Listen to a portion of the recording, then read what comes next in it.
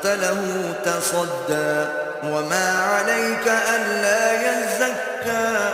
یا سوچتا تو سمجھانا اسے فائدہ دیتا، جو پرواہ نہیں کرتا اس کی طرف تم تو توجہ کرتے ہو، حالانکہ اگر وہ نہ سنورے تو تم پر کچھ الزام نہیں. وَأَمَّا مَن جَاءَكَ